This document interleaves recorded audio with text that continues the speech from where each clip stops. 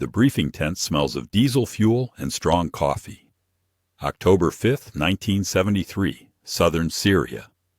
Tank commanders lean over maps of the Golan Heights, tracing routes with nicotine-stained fingers. Colonel Ahmad Ismail speaks slowly, letting each number sink in.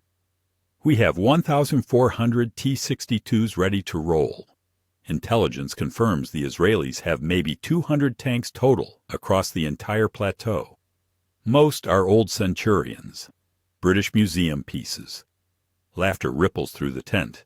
Someone mutters about scrap metal. The colonel doesn't smile. He's been to Moscow, seen the plans, knows what's coming. Tomorrow at 1400 hours we cross. Air support eliminates their positions. Artillery softens their lines. Then we advance in 3 waves. Pure mass. They can't stop what they can't count. The numbers feel real, tangible. 400 Soviet T-62s, the newest armor in Damascus's arsenal. 150mm smoothbore cannons, infrared searchlights for night fighting. Armor that laughs at the British 20-pounder guns the Israelis still use. Against this, scattered Israeli positions, thin on the ground, spread across defensive points they call strongholds. But Damascus calls targets. The math is brutal. Even if every Israeli tank destroys 3 Syrian tanks before dying, Syria still wins by overwhelming force. This isn't tactics. It's arithmetic. A younger officer raises his hand. What about their shots? The upgraded Centurions? The colonel waves dismissively. Upgraded museum pieces are still museum pieces. They're firing the same shells our T-62s were designed to deflect. Armor thickness, slope angles, our tanks win every technical comparison. Outside, the Syrian 1st Armored Division sprawls across staging areas. T-62s in parade formation. Crews check ammunition loads, test radios, smoke cigarettes in the cooling desert evening. Maintenance teams make final adjustments to tracks, engines, gun sights. Everything moves with the confidence of mathematical certainty.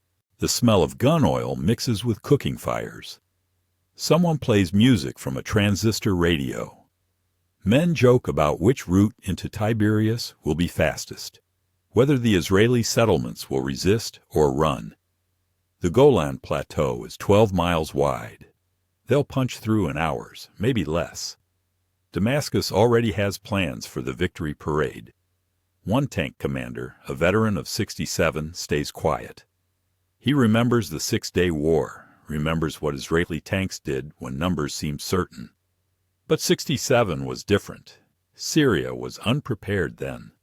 Now they have Soviet advisors, Soviet doctrine, Soviet tanks designed specifically to crush NATO armor. The T-62 is a brawler, a steel fist built for exactly this kind of overwhelming assault. The briefing ends. Men file out into darkness.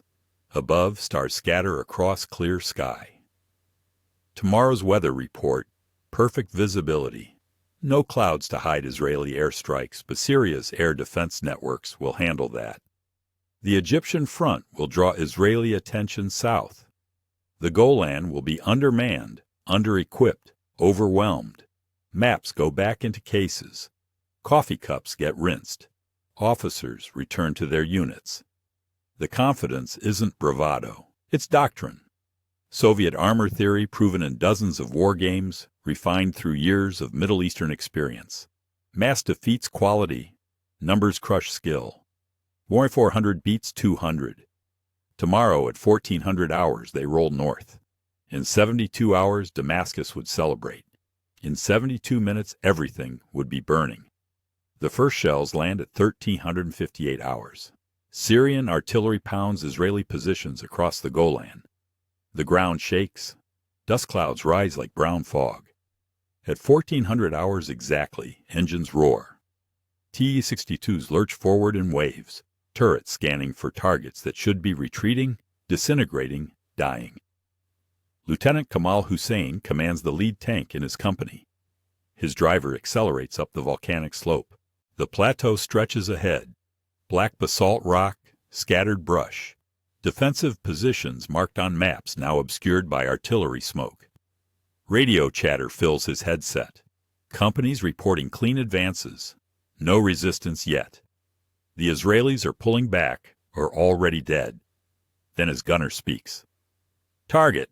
Hold down position. 2,000 meters. Kamal spots it through his optics. An Israeli Centurion dug in behind a ridgeline. Ancient design. The British built these tanks in the 1940s. His T-62 is 1960s technology. Newer, faster, deadlier. He orders engagement. The 115 cannon roars. The shell arcs toward the Israeli position. It should penetrate. The math says it penetrates. But the Centurion doesn't explode. It shifts slightly, adjusts aim, fires back. The sound arrives before comprehension. A catastrophic crack. Kamal's tank shudders. Metal screams. His loader slumps forward. The interior fills with smoke and the copper smell of blood. His radio crackles with similar reports up and down the line. Tanks hit, tanks burning, tanks that shouldn't be dying this fast. The Israeli Centurion fires again. Another Syrian T-62 erupts in orange flame 200 meters to Kamal's left. The crew doesn't escape. The hull ammunition detonates, blowing the turret 30 feet into the air. It lands upside down, crushing 2 infantrymen who'd been advancing behind the armor. Kamal orders reverse. His damaged tank crawls backward, transmission grinding. Through smoke and dust, he sees the impossible. More Israeli tanks appearing from concealed positions, not retreating, not overwhelmed. Firing with precision that defies their supposed obsolescence. A shot, Israel's upgraded Centurion emerges from a wadi 1,500 meters north. Its gun traverses smoothly, locks onto a Syrian T-62, fires. The Syrian tank stops moving. Smoke pours from hatches. Another shot fires from a different position. Another T-62 dies. The radios explode with confusion. They're everywhere. Where's our air support? I count 6, no, 8 Israeli tanks in Sector 7 alone. The confident chatter from an hour ago has become screaming static. Kamal's tank reaches a hull-down position. He risks looking through his commander's periscope. The plateau ahead is littered with burning T-62s. Black smoke columns mark where Syrian armor pushed forward and died. The Israelis aren't running. They're killing with mechanical efficiency that wasn't in any briefing. His company commander's voice cuts through the radio chaos. All units continue advance. We have numerical superiority. Push through their positions. The orders sound hollow. Numerical superiority means nothing if you can't close the distance. The Israeli tanks are hitting Syrian armor at ranges that shouldn't be possible with their guns. Another wave of T-62s rolls forward. Kamal watches through smoke as they advance into the same killing zone. Israeli guns flash from concealed positions. Syrian tanks burn. The math isn't working. The doctrine isn't working. Something about these Israeli tanks, their guns, their positioning, their crew skill, is rewriting every calculation Damascus made. A shot pivots, fires 3 times in 90 seconds. 3 different Syrian tanks erupt in flames. The crew reloads faster than Soviet doctrine says British-designed tanks can reload. The radios crackled with confusion, then panic, then silence. The valley cuts through the northern Golan like a wound. Israelis call it Emek Habacha. Americans would translate it as Vale of Tears. By October 7th, the name becomes literal. Captain Meir Zamir commands the 77th Tank Battalion, 77 Centurions and Shots, holding a position that doctrine says requires 300 tanks minimum. His orders are simple. Hold this valley. Behind him, the road to Nafak. Behind Nafak, the road to northern Israel. If Syrian armor breaks through here, the war is over. The Syrian assault begins at dawn. Zamir counts tank silhouettes through his optics. Stops counting at 500. They keep coming. T-62s advancing in textbook Soviet formation. 3 echelons deep, fresh units rotating forward as casualties mount. The mathematics are brutal. Even with superior positioning, 77 tanks can't stop this. His gunner, Shimon, speaks quietly. Range to lead elements 1,800 meters. The British L7 105 Mumos gun can reach that far, can penetrate T-62 frontal armor at that distance if the shot hits right. Big if. Fire when ready, Zamir orders. The valley erupts. Israeli guns hammer Syrian armor. T-62s explode, burn, stop moving. But more keep coming. The Syrian doctrine is designed for exactly this.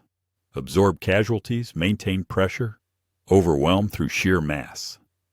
Zamir's battalion destroys 20 tanks in the first hour. Syrian reinforcements replace them in minutes. The air tastes like cordite and burning diesel. Shell casings pile up inside Zamir's Centurion. His loader works mechanically. Grab shell, load, slam breech, step back. 30 seconds between shots on a good crew. Shimon is faster. 25 seconds. Every second matters when you're outnumbered 7-1. By mid-morning, Syrian armor reaches 1,000 meters. Close enough that Zamir can see individual details through his optics. The infrared searchlight housings on T-62 turrets. The way Syrian crews button up hatches when Israeli shells start landing near them.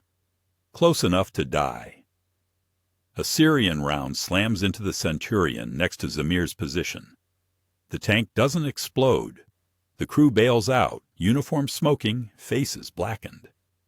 They sprint toward a reserve position, while Syrian machine guns chew up the ground behind them.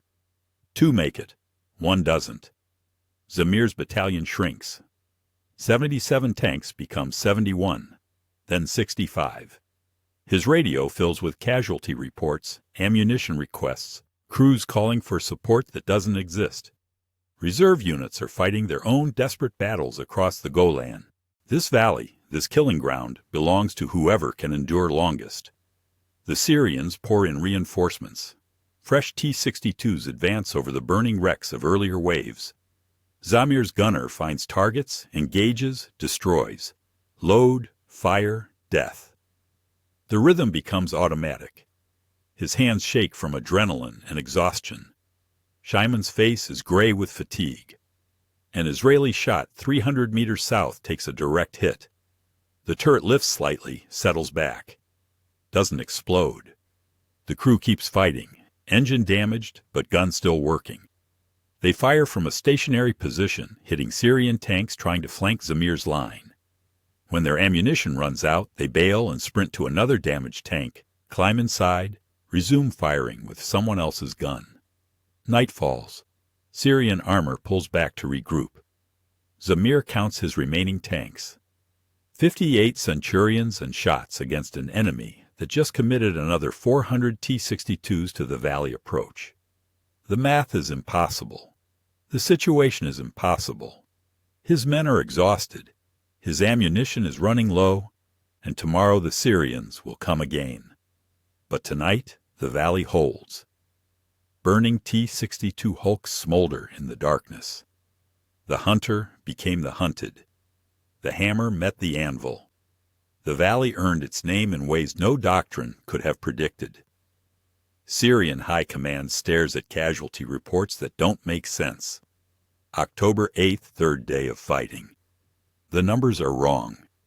They must be wrong. Colonel Ismail reads the teletype again. 1st Armored Division reports 60% losses. 3rd Armored Division requests immediate reinforcement.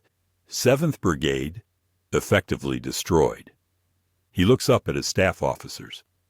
How many tanks have we committed to the northern sector? 1,027 confirmed, sir. Another 200 in reserve positions. And Israeli strength? The intelligence officer hesitates. Estimates vary. Somewhere between 150 and 200 tanks across all Golan positions. Maybe less now. The math breaks doctrine. Soviet armor theory is built on overwhelming force. 3.1 minimum for offensive operations, 5.1 for guaranteed success. Syria has 6.1 advantages in some sectors, 8.1 in others. They should be in Tiberias by now. Instead, they're feeding tanks into a furnace that consumes everything. Ismail orders another wave. The 51st Tank Brigade, fresh T-62s, crews trained in Soviet tactics, officers who studied the six-day war failures and learned. They roll north toward the valley where Zamir's depleted battalion still holds. The math says 58 Israeli tanks cannot stop 300 Syrian tanks. The math must be right eventually. The 51st Brigade advances at 0600 hours. By 0800 hours, they're requesting emergency support. By 1000 hours, they're combat ineffective. Israeli shots destroy Syrian armor faster than Syrian reinforcements can replace losses. The kill ratio defies physics. For every Israeli tank destroyed, 7 Syrian tanks burn. Damascus sends the reserves. T-62s that were supposed to exploit the breakthrough now commit to creating one. They advance into the same killing zones, encounter the same impossible Israeli gunnery, die in the same volcanic valleys. The Golan Plateau becomes a cemetery of Soviet armor. A Syrian tank commander radios back before his T-62 explodes. His last transmission: "They're hitting us at 2,000 meters. Every shot penetrates. We can't close the distance. We can't." Static. Israeli crews fight through exhaustion that should incapacitate them. Zamir's gunner Shimon has been firing for 60 consecutive hours with 4-hour sleep breaks. His hands move automatically. Identify range fire. The Centurion's breech slams shut. The gun roars. Another T-62 dies. He doesn't celebrate, doesn't think, just reloads. Ammunition runs low. Israeli supply trucks race forward under Syrian artillery fire. Crews throwing shells into tank racks while enemy rounds impact 50 meters away. Tanks fire until empty, withdraw to rearm, return to battle. The rotation never stops. The killing never stops. Syrian morale cracks. T-62 crews who watched entire companies evaporate start hesitating. Advance orders meet slower response times. Some tanks develop mechanical problems that keep them in rear positions. Syrian officers threaten, cajole, order. Tanks roll forward. Most don't return. By October 9th, Damascus has committed 1,400 tanks to the Golan offensive. Casualty reports show 867 total losses, destroyed, abandoned, or captured. Israeli forces report 160 tanks still operational across all northern positions. The mathematics are obscene. The kill ratios violate every principle of armored warfare. Soviet advisors in Damascus demand explanations. Israeli tanks shouldn't kill at these rates. T-62s have superior armor, comparable guns, numerical dominance. The doctrine is sound. The tactics are proven. The equipment is modern. Yet Syrian armor is dying wholesale against Israeli forces that should have been overwhelmed on day one. Something about the Israeli tanks, their guns, their crews, their positioning, their doctrine, is rewriting the rules. But what? The reports describe impossible accuracy, impossible penetration, impossible crew endurance. By dawn, they'd sent 1,400 tanks. By dawn, most would never return. The British designed the Centurion in 1945 to fight Nazi tigers. By 1973, it should be obsolete. The Israelis made it lethal. Start with the gun. Israel replaced the original British 20-pounder with the Royal Ordnance L7 105-meter rifled cannon. Same gun NATO uses in their latest tanks. The L7 fires APDS rounds, armor-piercing discarding sabot, a tungsten penetrator wrapped in an aluminum shell that falls away after leaving the barrel. The penetrator hits T-62 armor at 1,470 meters per second. At that velocity, steel doesn't deflect. It flows like liquid. The T-62's frontal armor is 102 mpsor thick, sloped at 60 degrees. Soviet engineers calculated this would defeat NATO tank guns at combat ranges. They were wrong. The L-7's tungsten penetrator punches through 150 millimeters of steel at 2,000 meters. T-62 frontal armor might as well be aluminum foil. But the gun is only half the equation. Israeli gunners train differently. Western tank doctrine emphasizes first-round hits. Soviet doctrine emphasizes volume of fire. Miss with the first shot, hit with the second or third. Israeli crews practice until they can identify tank silhouettes at 3,000 meters, range accurately at 2,500 meters, and hit moving targets at 2,000 meters. First shot, every time. Shimon, Zamir's gunner, qualified by hitting 19 consecutive targets at battle ranges. The Israeli requirement is 15. Syrian T-62 gunners trained to Soviet standards, adequate accuracy at 1,500 meters, reliable hits at 1,000 meters. The gap between adequate and excellent is measured in dead tanks. The optics matter. Israeli Centurions and Shots use British-designed range-finding sights that calculate distance, elevation, and lead for moving targets. Syrian T-62s use simpler Soviet optics that require gunner estimation. At 2,000 meters, a 100-meter ranging error means a clean miss. Israeli rangefinders eliminate the guesswork. Syrian gunners guess wrong and die. Then there's the armor itself. Israel added reactive armor panels and spaced armor to their Centurions. Not enough to stop every T-62 shell, but enough to deflect glancing hits that would penetrate standard armor. Syrian T-62s have thick frontal armor, but thin side protection. Israeli defensive positions force Syrian tanks to expose their flanks while maneuvering. Thick frontal armor becomes irrelevant when the shot hits from the side. The ammunition matters too. Israeli 105mm APDS rounds are manufactured to tighter tolerances than Soviet 115mm shells. Better quality control means consistent velocity, consistent accuracy, consistent penetration. Syrian shells vary in performance. Some penetrate, some don't. Israeli shells penetrate. Always. Fire rate creates the final advantage. A trained Israeli crew reloads in 6 to 8 seconds. Soviet doctrine expects 8 to 10 seconds for T-62 crews. 2 seconds doesn't sound significant until you're the Syrian tank watching an Israeli Centurion fire 3 times while you're still loading your second round. The Israeli tanks also fight from prepared positions. Hull down behind ridgelines, only the turret exposed. Syrian T-62s advance across open ground, full hulls visible, presenting maximum target area. The Israelis turn geography into armor. Valleys become kill zones. Ridgelines become fortresses. Soviet metallurgy meets British engineering. Soviet doctrine meets Western precision. Soviet mass meets Israeli mathematics. The equation resolves in burning T-62s scattered across the Golan. The T-62 was designed to crush NATO and European plains. Wide open terrain, massive formations, overwhelming firepower. The Golan isn't Europe. The volcanic plateau creates natural choke points, kill zones, defensive positions that favor the defender. Syrian armor doctrine: advance in waves, absorb casualties, maintain momentum, becomes suicide when every wave dies before closing range. The answer wasn't courage. It was physics, metallurgy, and one overlooked British innovation.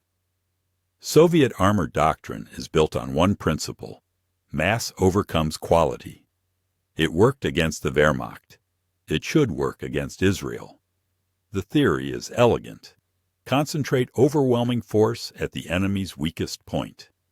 Accept casualties. Maintain momentum. The defender runs out of ammunition before the attacker runs out of tanks. Breakthrough follows inevitably. Soviet officers teach this in Moscow, Damascus, Cairo. The math is simple. The execution is proven. The Golan proves the doctrine is a coffin. Syrian T-62s advance in echelon formation, 3 waves deep, each wave ready to exploit the gap the previous wave creates. Beautiful on paper, suicidal in practice. Israeli defensive doctrine doesn't fight the waves. It destroys them sequentially. Wave 1 advances. Israeli tanks engage at maximum range, 2,000 meters or more. Syrian tanks can't effectively return fire at that distance. Their optics can't range accurately. Their gunners can't see clearly enough to identify specific targets. They advance into a killing zone where the enemy sees them perfectly, and they see the enemy poorly. Syrian crews follow doctrine. Close the distance. Get within effective range. Fire, maneuver, overwhelm. But closing the distance means crossing 1,000 meters of open ground under Israeli fire. Few make it. Those who do find themselves in close combat against Israeli crews who train for exactly this scenario. Wave 2 watches, Wave 1 burn. Soviet doctrine says advance anyway. Maintain momentum. The enemy is exhausted, low on ammunition, rattled by your persistence. Wave 2 rolls forward. Dies like Wave 1.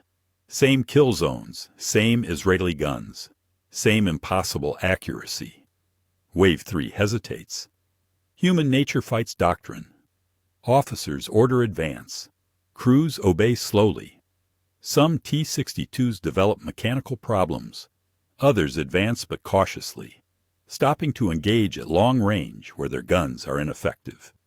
Israeli tanks destroy them methodically. The Soviet doctrine assumes the defender fights conventionally, expends ammunition rapidly, pulls back when pressure mounts, eventually breaks. Israeli defensive doctrine does none of these things. Israeli crews fire deliberately, conserve ammunition, hold positions until physically overrun. They don't break. They reload. Syrian officers watch through binoculars as their armor dies. They call for artillery support. Syrian guns pound Israeli positions. The Israelis dig deeper, wait for the barrage to lift, emerge, and resume firing. Artillery craters become additional hull-down positions. The bombardment helps the defender. Soviet doctrine says concentrate forces for breakthrough. Syria concentrates 500 tanks in the Valley of Tears. The valley becomes a funnel, channeling Syrian armor into overlapping Israeli fire zones. Concentration becomes congestion. Syrian tanks bunch up, limit their own maneuver room, present multiple targets to each Israeli gun. The Israelis fire into the mass and rarely miss. Israeli doctrine is simpler. See first, shoot first, hit first, kill first. Soviet night vision equipment gives Syrian tanks theoretical advantage in darkness. Israeli crews negate this by fighting from known positions with pre-range firing lanes. Syrian tanks advance through darkness toward coordinates Israeli gunners memorized during daylight. The Israelis fire blind and hit anyway. Syrian platoon leaders follow Soviet combined arms doctrine. Tanks supported by infantry, artillery, air power. Israeli air superiority eliminates Syrian air support. Israeli artillery disrupts Syrian infantry. Syrian tanks advance alone, unsupported, exactly what Soviet doctrine warns against. They die alone. The doctrine assumes both sides play by similar rules. Israel doesn't. Israeli tank crews train 300 days per year. Syrian crews train 60 days per year. Israeli tanks carry 60 main gun rounds. Syrian T-62s carry 40. Israeli logistics resupply forward positions under fire. Syrian logistics staggers under losses. Soviet doctrine meets reality. Reality wins. The plateau becomes proof that theory without execution is just organized dying. What Damascus called strategy, the Golan proved was suicide. October 6th, Hour 3. Syrian armor loses 47 tanks. Israeli losses 4 tanks.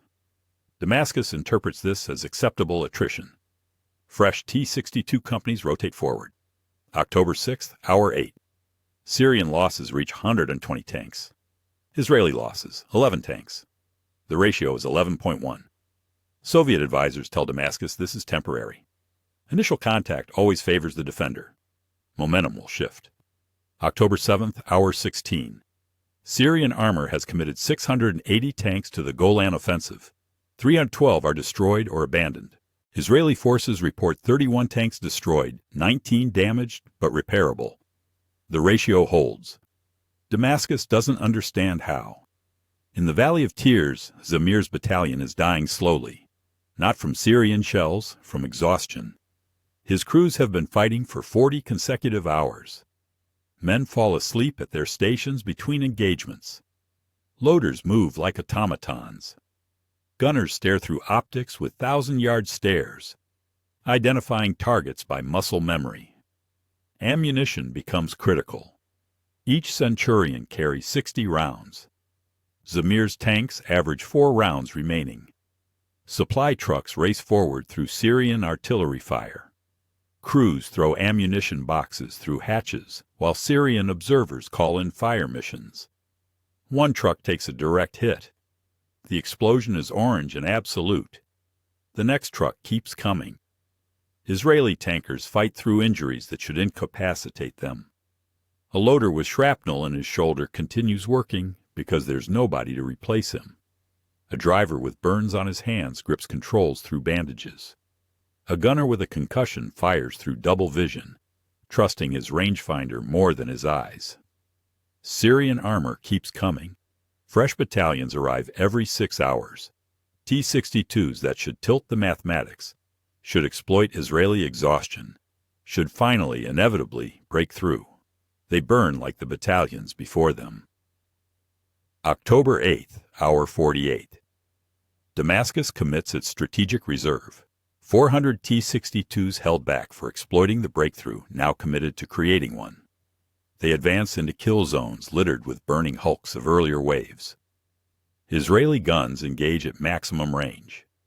The reserve dies like the first wave. Like every wave, Zamir's gunner, Shimon, has fired 93 main gun rounds over 3 days. He's hit 87 times, destroyed 74 T-62s confirmed. His hands shake constantly now. His eyes are bloodshot from staring through optics. When he closes them, he sees crosshairs and Syrian tank silhouettes. When he opens them, he acquires the next target. Israeli casualties mount. 58 tanks becomes 51, then 47, then 42. Syrian observers report this to Damascus as evidence the defenders are crumbling.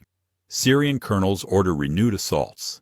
The assaults meet the same Israeli guns, slightly fewer in number, but no less lethal. The kill ratio doesn't change. October 9th, hour 72. Syrian High Command receives final casualty reports. Total tank losses: 867 confirmed destroyed, 134 damaged beyond field repair, 93 abandoned by crews who fled under fire. Israeli losses: 68 tanks destroyed, 23 damaged. The ratio is 8.1. Damascus has lost 2/3 of its armored force. The breakthrough never came. The momentum never shifted. Soviet doctrine never overcame Israeli execution. The mathematics that seemed certain on October 5th collapsed against British guns, tungsten penetrators, and crews who refused to break. In the Valley of Tears, Syrian armor finally stops advancing. The silence feels wrong after 72 hours of continuous battle. Zamir's remaining tanks, 37 Centurions and Shots, hold positions among hundreds of burning T-62 hulks. His crews don't celebrate.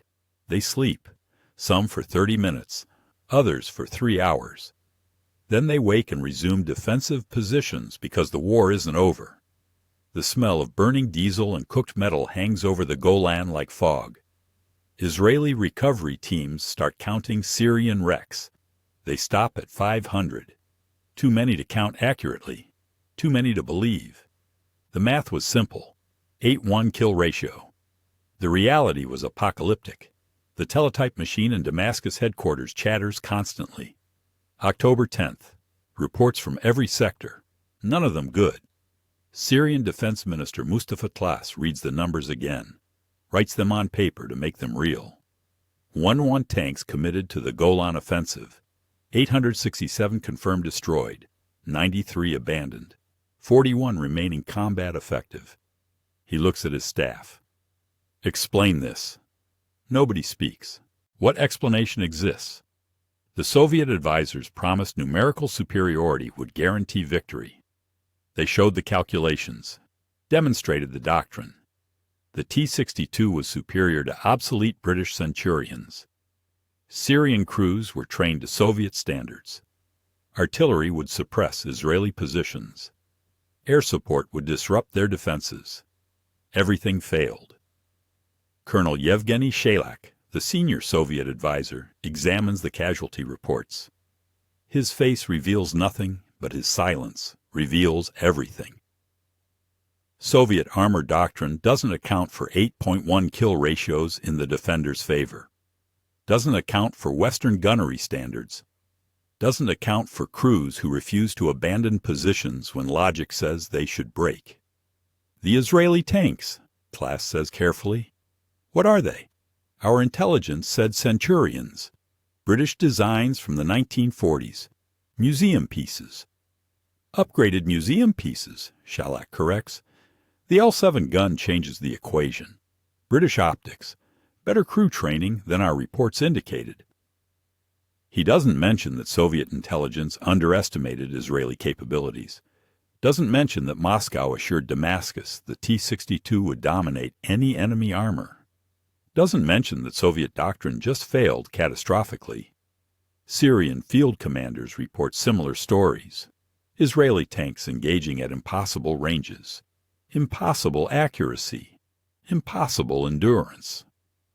One Syrian brigade commander watched his entire unit disappear into a valley and never emerge. 47 T-62s entered, 0 returned. He pulled his remaining forces back without orders because advancing forward was organized suicide. The Soviet doctrine of mass assault worked in World War II against German forces fighting on multiple fronts with depleted resources and collapsing logistics. It worked in theoretical war games where both sides followed expected patterns. It failed against Israeli defenders who exploited every technical advantage, every terrain feature, every tactical opportunity. Klaas asks the question everyone avoids. Can we resume the offensive? Shelak calculates silently. Syria has perhaps 300 operational tanks remaining across all fronts. Israel's northern forces are depleted but functional. Any renewed assault would face the same Israeli guns, the same defensive positions, the same kill ratios. Tactically inadvisable, he says carefully, diplomatically avoiding the word impossible. Damascus radios orders to Golan commanders. Hold current positions, prepare for defensive operations, cease offensive action until further notice. The northern front stabilizes along lines barely advanced from October 6th starting positions. 3 days of fighting, 867 tanks. Almost no territorial gain. Syrian crews who survived describe the same nightmare. Advancing across open ground. Israeli shells arriving from invisible positions. T-62s exploding without ever seeing the enemy. Radio calls for support that never came. Orders to advance into valleys littered with burning hulks of previous assaults. Some crews obeyed, some didn't. None could explain how Israeli tanks killed at rates that defied mathematical probability. Egyptian forces in Sinai asked Damascus about northern front progress. TLS drafts careful responses avoiding specific numbers. Encountering stronger resistance than anticipated. Reassessing tactical approach. He doesn't mention the graveyards of Soviet armor. Doesn't mention that Syria's armored capability is effectively destroyed.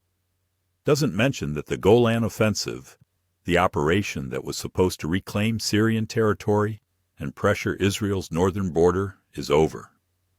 Soviet advisors begin writing reports for Moscow, explaining how doctrine failed, how Israeli capabilities exceeded estimates, how the T-62, despite technical superiority on paper, died wholesale against upgraded Western tanks and superior crew training. The gap between what Moscow promised and what the Golan delivered would reshape Middle Eastern warfare. The ceasefire takes effect October 25, 1973. Syrian forces hold positions barely advanced from their October 6th starting lines. The Golan Plateau remains Israeli territory. Damascus claims tactical victories.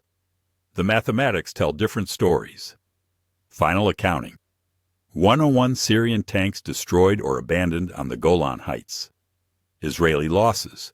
250 tanks across all fronts, with 126 on the northern front. The kill ratio in some sectors exceeded 10.1. Soviet armor doctrine confronted Western gunnery and lost catastrophically. The T-62 returns to Syria after the war. Replacement tanks arrive from Moscow. Same design, same guns, same armor that failed in October. Syrian crews look at them differently now. The confidence is gone. Tankers who survived the Golan remember advancing into kill zones where Israeli guns waited invisibly. Remember watching entire companies evaporate. Remember the sick certainty that numbers didn't matter when the enemy killed faster than reinforcements could arrive.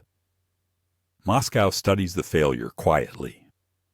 Soviet military journals publish careful analyses avoiding uncomfortable conclusions. They note Israeli tactical advantages, superior positioning, unexpected crew skill. They don't mention that Soviet armor doctrine, the foundation of Red Army offensive capability, just failed its first major test against Western defensive tactics and technology. Israeli tank crews become legends. Zamir's battalion, the 77 tanks that held the Valley of Tears, receives unit citations and individual decorations. Shimon, the gunner who destroyed 74 Syrian tanks, returns to civilian life and never discusses the war. The numbers haunt him differently than they haunt Damascus. The Centurion, that British museum piece from the 1940s, proves that upgrades and crew quality matter more than factory-fresh technology. Israel continues operating Centurions into the 1980s. Syria quietly retires its T-62s earlier than planned, replacing them with T-72s that Moscow promises will perform better. Syrian tankers remain skeptical. Western military observers study the Yom Kippur War intensely. The lessons reshaped NATO armor doctrine. First-round accuracy becomes paramount. Crew training standards increase. The assumption that Soviet mass tactics would overwhelm Western defenders in Europe evaporates. If Israeli Centurions could destroy Syrian armor at 8:1 ratios, NATO tanks could potentially achieve similar results against Warsaw Pact forces. The L7 100mm gun becomes the standard for Western armor. American M60 tanks, German Leopards, British Chieftains, all mount variations of the gun that killed so efficiently on the Golan. Soviet tank designers respond with thicker armor, reactive armor panels, improved optics. The arms race accelerates. Syrian military academies teach revised tactics. Mass assault doctrine is quietly modified. New emphasis on combined arms operations, artillery suppression, avoiding predictable approaches. The lessons are written in burning T-62 hulks scattered across volcanic plateaus. For Damascus, the Golan offensive represents more than military defeat. It's proof that Soviet equipment and Soviet doctrine cannot guarantee victory against Western technology and training. The political implications ripple through Middle Eastern alliances. Syria's confidence in Moscow's military guidance never fully recovers. The Valley of Tears becomes pilgrimage site for Israeli armored officers. They stand where Zamir's battalion held against impossible odds and study the terrain. The volcanic ridges that provided hold-down positions. The valleys that channeled Syrian armor into kill zones. The distances where L7 guns outranged T-62s. Geography and technology and human endurance combined into victory that mathematics said was impossible. 177 Israeli tanks, Centurions and Shots, held the northern Golan against 400 Syrian T-62s. The ratio was absurd. The outcome was absolute.